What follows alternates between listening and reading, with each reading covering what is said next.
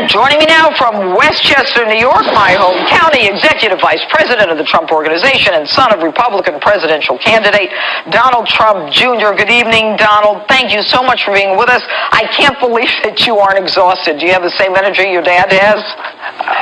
I'm lucky that I do have a lot of his same energy, and this is my one day off the trail because my little guy had his birthday yesterday, and so I was able to get a little bit of a day off, but we'll be back on it hard tomorrow. I know you will. And I follow you. I have to tell you, I follow you on Instagram and everything else, and you spend a lot of time in upstate New York, which is where I'm from, and you go to these demolition derbies. Is that what you do? Is that what I'm seeing? Well, yeah, I spend a lot of time up in the Catskills. I have a cabin up there, and we like to get away from it on the weekends. So I get my kids out of the city, get them into the woods, get them on ATVs, get them muddy and dirty, and I think I'll probably be doing them a favor for life if I do that. Well, there's no question. I see them in the woods. I see the whole family, beautiful family. But I digress. Contract with America. Your dad in historic Gettysburg today. Contract saying what he's going to do in the first 100 days. Tell us. Well, listen, I think it was an amazing idea. I think it's something very different. I think if there's one thing that this election has shown us is that people are sick of the same old in D.C. They're sick of the promises that no one ever delivers. They're sick of the blatant lies, frankly, that we're reading about certainly a lot more these days. And so I think it's something that cleans up the mess. Our founding fathers were business people. They didn't envision a lifetime in government where people just get stagnant. They get rich off of the backs of working Americans like we've seen in D.C.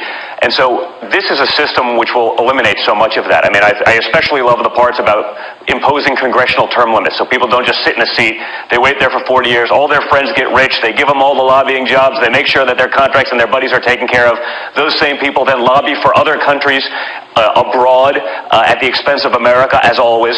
And so, eliminating, putting on term limits, eliminating lobbyists' ability to do that for other countries once they've served at high levels in government.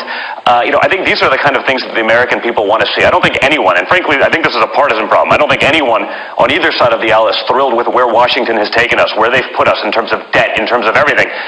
So I think eliminating this, creating a way for there to be some fresh blood coming into D.C. across the aisle, I think will do a lot of good for the country and will allow government to adapt and evolve much more efficiently.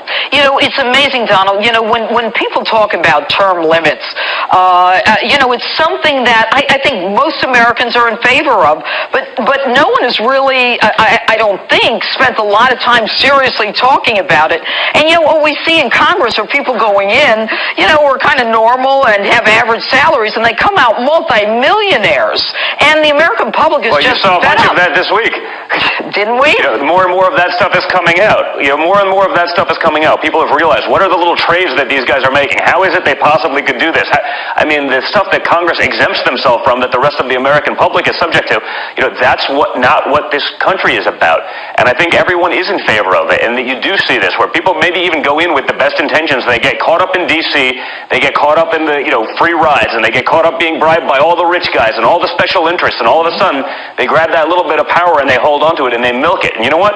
The people that suffer are the hardworking men and women of this country. The people who built this great nation, they're the people that suffer while everyone around D.C. has gotten rich, and we've seen it, and the people are sick of it. And I think that's a partisan problem. I don't think anyone on either side of the aisle thinks that their politicians in D.C. are doing great things for them and they have their best interests at heart. It's just not the case. We've seen it too many times.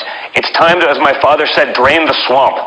The swamp that is D.C., because it's just not what our founding fathers envisioned. They envisioned people going in. George Washington, they would have given him the lifetime presidency. He didn't want it. He renounced it. He said, that's not what this is about. But get people in, get them out, let them do some service, and then they go back into the real world. Our politicians aren't capable of that. You know what? And something that I did, after 3 terms as DA, I said, I've done it. That's it. I'm going to move on because, as we all know, power corrupts. All right. We don't have a lot of time. Dad's got to turn around those numbers quickly. How's he going to do it? Listen, I think he's going to keep doing what he's doing. You saw it today, the contract with America. I think that's a really important aspect of it. I think there's so much more in that, whether you're talking about healthcare, whether you're talking about education, all of the things that he's going to institute in the first 100 days about bringing the Constitution, putting that back into effect in America. And I think honestly, Janine, I've been around the country so much as of late, all over the place for the last few months, and there's so many people that tell me, and they're not the usual demographics that the media wants you to believe are the only people that are voting for Trump. It's everyone. It's women, young and old, Hispanic, African Americans. So many people come up and just say, keep it up, keep doing what you guys are doing, keep fighting to break up this system.